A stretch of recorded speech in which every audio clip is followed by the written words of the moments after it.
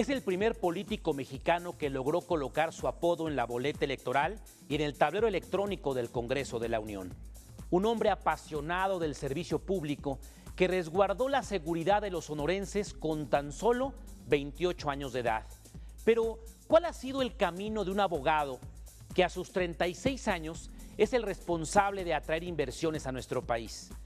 ¿Qué características le ayudaron a destacar y formar parte del gabinete presidencial? Hoy, en corto, conversaremos con Ernesto de Lucas Hopkins, director general de ProMéxico, quien día con día demuestra su compromiso con el crecimiento de nuestro país. Ernesto de Lucas Hopkins nació el 5 de septiembre de 1976 en un municipio sereno de Sonora llamado Magdalena de Quino. Durante su niñez, Ernesto creció entre campos de membrillo y actividades ganaderas. Al cumplir 15 años, el Pato de Lucas viajó a la capital de Sonora para estudiar la preparatoria en el TEC de Monterrey. En 1999, con mención honorífica, obtuvo el título de licenciado en Derecho por la Universidad del Noroeste.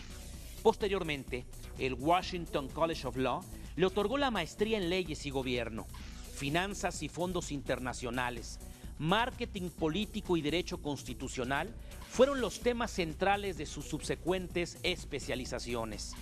Secretario particular de Eduardo Burz Castelo, en el 2002, Ernesto ocupó el cargo de director general de gobierno del estado de Sonora un año después.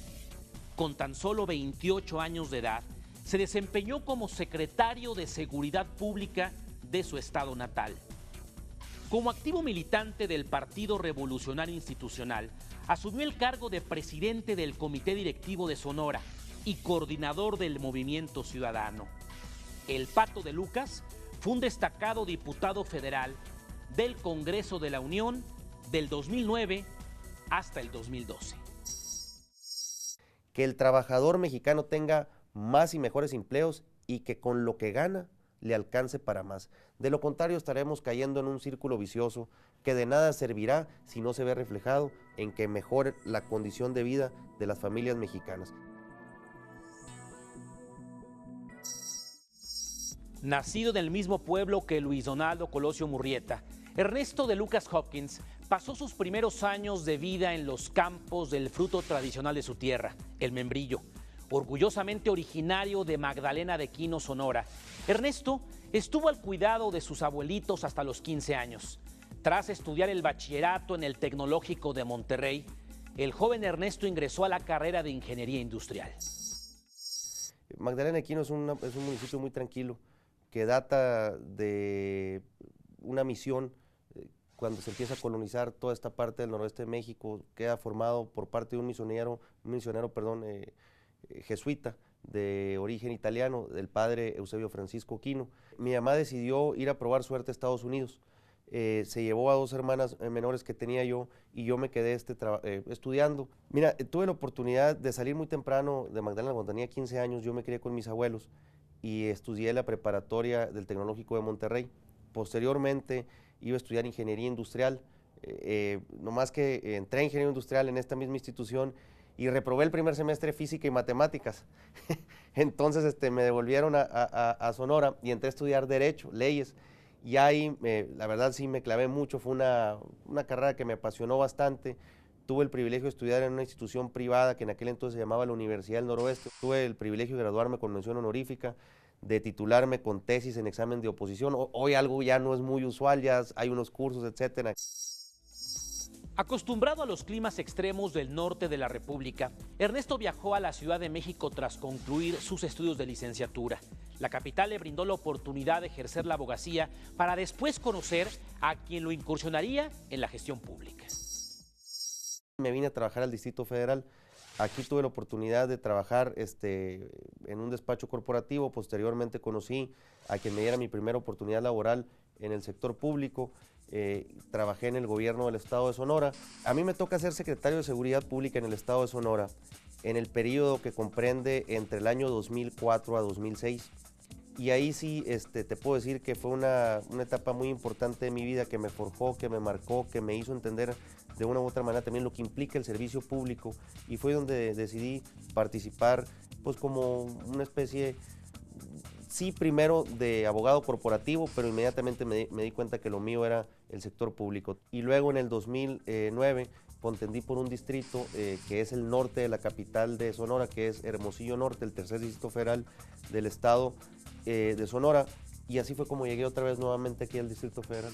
¿Cómo te dices en la política? Es decir, te llaman, lo buscaste, era una primera experiencia laboral, porque no creo que los seres humanos nazcan políticos, se convierten en políticos. Yo ¿no? también creo lo mismo que tú, estimado Gustavo.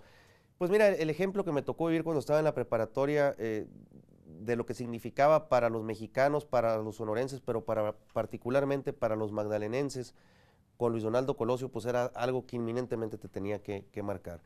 Y en ese sentido, eso fue parte de lo que empezó a hacer que empezara a voltear un poco a la política. El ejemplo que nos daba Luis Donaldo de la cultura del esfuerzo y no del privilegio, pues de una u otra manera me identificaba con el discurso, sobre todo con la práctica y cómo esto podía ser una realidad. Y desde ahí empecé a ver a la política como una alternativa, como una opción de desarrollo profesional, y desde entonces pues me he enfocado concretamente en esto.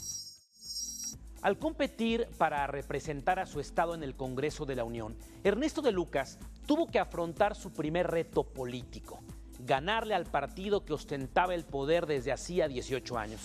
Lo que vino después parecía una broma. La boleta oficial para las elecciones mostraba el apodo del candidato a diputado federal. Fíjate, Gustavo, que me toca participar por un distrito que, hablando en términos partidistas, pues era muy difícil de ganar. Era un distrito que tenía 18 años en poder del Partido Acción Nacional y que ahí se decía que contendiera por ese partido en automático ganaba. Me toca contender y parte de lo que yo buscaba era lograr una mayor identificación con los habitantes del norte de la capital de Hermosillo.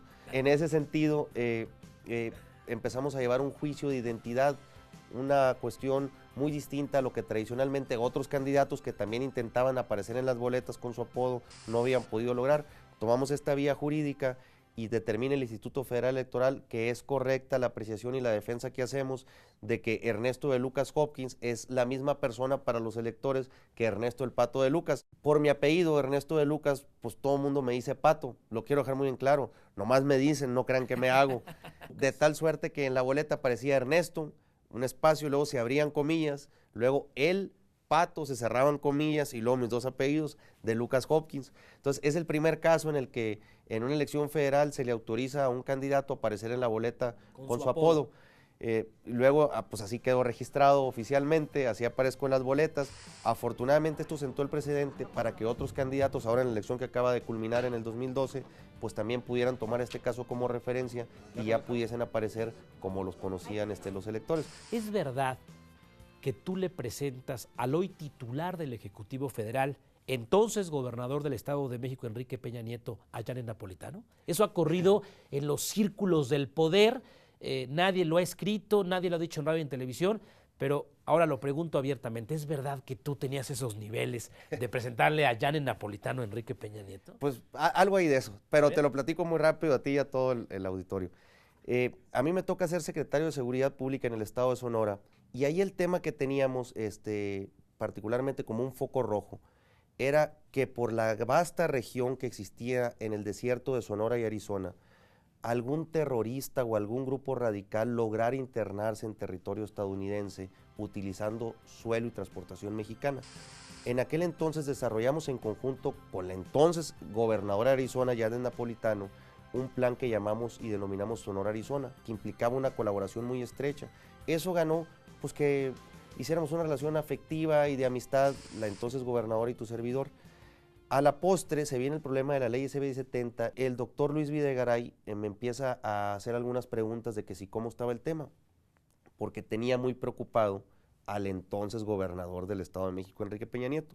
Y yo lo que le platico a él y le platico también al coordinador Choifet es que si les tenía alguna especie de interés el tema concreto, como lo era, que me ofrecía a ver de qué forma podíamos organizar una reunión en Washington con la secretaria Napolitano, porque era muy amiga mía. Eso se lo planteé un jueves terminando la sesión.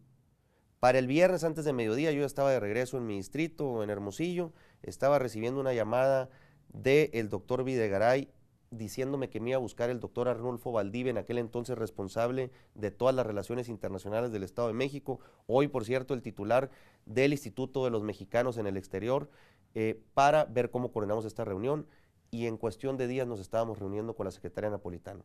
Hasta ahí llegó mi labor. ¿Le dio risa, le causó simpatía al hoy presidente de México, pues, que Gianni Napolitano? ¿Qué onda, mi Pato? Bienvenido a los Estados Unidos. Pues cuando salimos de ahí, oye, me dice, oye, diputado, me dice, ¿te dice Pato, la secretaria, no? Pues sí, así me conoce, le digo, insisto, presidente, fue lo mismo que, gobernador en aquel entonces, fue lo mismo que le decía al inicio de la entrevista, nomás me dice, ella sabe que no me hago, le comentaba.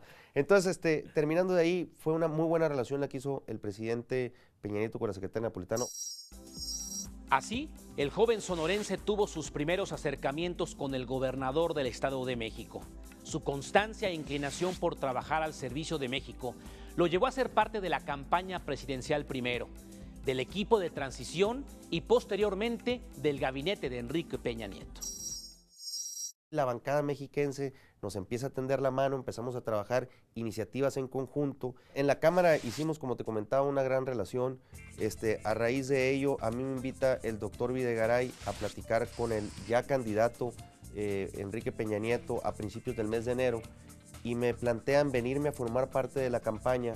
Posteriormente me invita el presidente Peña Nieto, una vez que se termina la campaña, a que esté muy atento y a que empecemos a trabajar un plan de deportes. A raíz de eso y por el trabajo que hicimos tan sintetizado en un área tan poco clara y tan poco específica como era el deporte, y la forma en que lo adaptamos a México, pues empezaron a ver que algo así podíamos hacer para vender al país en el exterior y para llevar la promoción de México hacia afuera. Posteriormente, yo recibo una llamada el 5 de diciembre solicitándome que buscara a Ildefonso Guajardo Villarreal. Inmediatamente pues me reporto con el ya secretario de Economía, y pues le digo, fíjate que me hablaron de presidencia, me están pidiendo ¿Sí? que me reporte contigo, estoy a tus órdenes. Y ahí Ildefonso me plantea, te tiene una gran estima el presidente y tiene puesta sobre ti una gran esperanza de que dé resultados en esta nueva etapa por la que empieza a atravesar el país. Quiere que seas el titular de la agencia oficial de promoción del país para todo el mundo, que es ProMéxico. Con los objetivos claros, Ernesto de Lucas buscará traer inversiones directas a nuestro país y así mejorar la vida de las familias mexicanas. Su perseverancia en el servicio público le ha permitido trabajar en acciones que benefician a niños de escasos recursos, rehabilitación de escuelas y espacios públicos, campañas para alejar a los chavos de las drogas y fomentar programas de concientización sobre los valores y conductas cívicas. Le agradezco de verdad.